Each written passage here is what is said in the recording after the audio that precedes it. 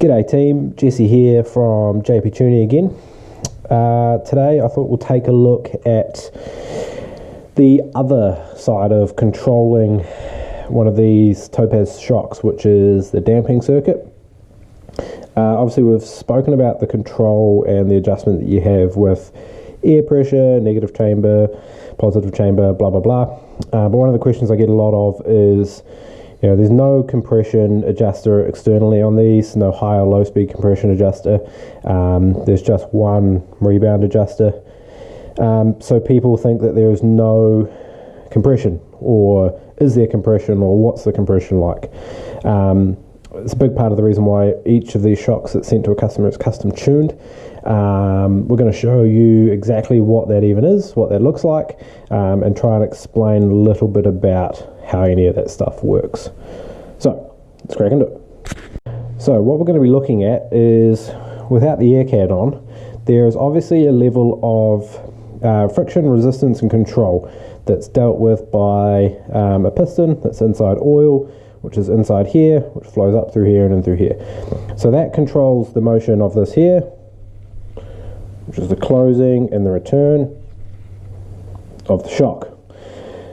Basically that damping circuit, all the different levels of control we have in that guy, is the next step of tuning and setup in these shocks.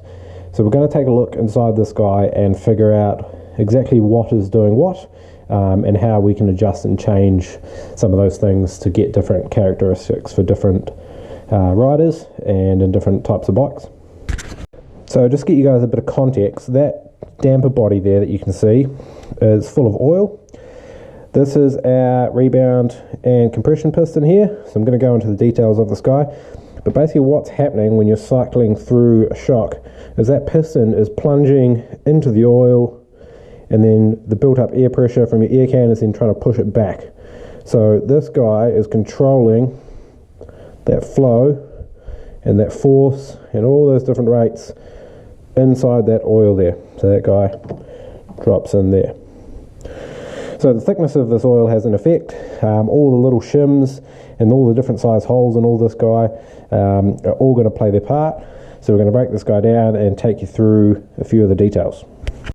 Righto, so we've undone this guy, and we're basically going to take this unit with the piston and all the shims. This is the guy that plunges through the oil, and we're going to lay it out so that you can all see what is going on here. That guy,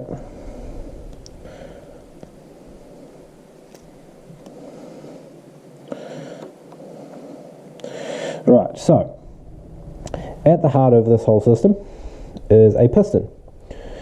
You can see these big holes here on the outside. Those really big holes are for the compression stroke. So the compression holes can be really big to allow lots of oil to flow through, because compression is supported by air, a frame's mechanical leverage, air build up and pressure. The littler guys you can see there, the small holes, they are the rebound ports. Now the reason those rebound ports are a lot smaller is the rebound ports are dealing with everything that's trying to pull that shock back to be fully open, so it does need a lot more control, so it does need to restrict oil flow a lot more. So how does that happen? If we were to put this piston back into the oil without anything on it, without any of those shims, and basically just bolted in, there would obviously be very little control. Almost zero control. Not zero, because this is still going to restrict at some point. But there would be very little control on either compression, or the shock closing, or rebound, the shock returning. So what we use is these little metal shims that have a little bit of bend to them to control the movement as the oil tries to push them open. So this is the compression side. So obviously we've got the big holes. So as you're closing the shock, oil is trying to drive up past this piston, and then the oil's job is to bend that shim open like that. So oil, in order to get past and start the compression stroke, has to open that shim. See that little guy? Opening and closing, letting oil past. So obviously the shim is clamped here, where my thumb currently is. So the leverage, well, that's too close to the camera, the leverage that the oil has over the shim is pretty great right now. Then what happens is we grab another shim that's slightly narrower, and all of a sudden there's two of them. Now 2 doesn't mean double the amount of control or half the amount of leverage, but what you'll see now, as I try to move that, is that is a lot stiffer. So we've just changed the amount of compression control that is on that piston. We then go and add a third guy. Same happens again, gets stiffer and stiffer. So the thickness, diameter, and then the stack of those shims on the compression side of this piston changes how much compression control you have. So for lighter riders, because they'll need a lower amount of compression force, we would drop a couple of these out, or we would change the exact diameter of them to figure out a way to get them a different amount of tuning inside the same shock that doesn't have external adjustment. So they can be adjusted, it just has to be done internally using these little shims on top of the valve. I think that sort of makes sense, hopefully. So one other thing you can change is, obviously we've talked about being able to change the shims to control oil flow at different rates. You can also change pistons. So you can probably see on this guy, he's got slightly smaller compression ports, but the big percentage change is in those rebound ports, which are the smaller inner ones here. So this piston here is going to allow a lot more oil flow on the rebound side.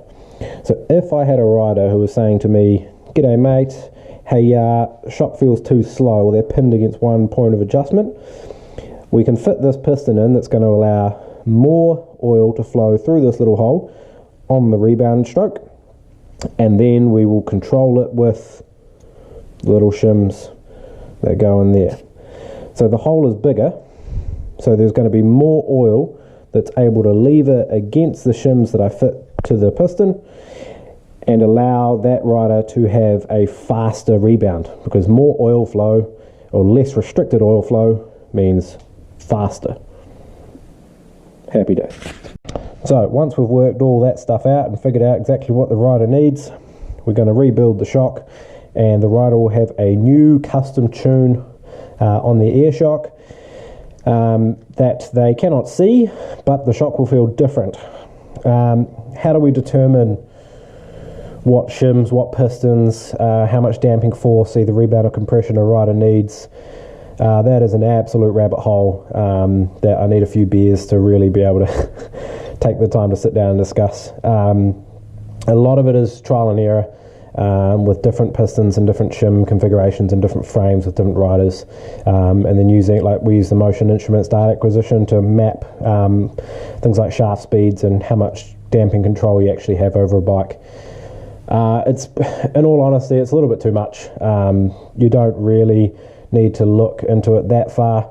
Just let one of your tech experts, someone like myself or one of the many experts you can find all around the world, deal with it, ask them the questions, and yeah, get them to figure it out for you. It does have a really big effect for riders at the extreme ends of the spectrum. If you have like a 50 kilo female that's really fast, and a 140 kilo male, like those guys, the shocks and forks that they come stock on their bikes are not going to be shimmed or valved in order to meet their needs.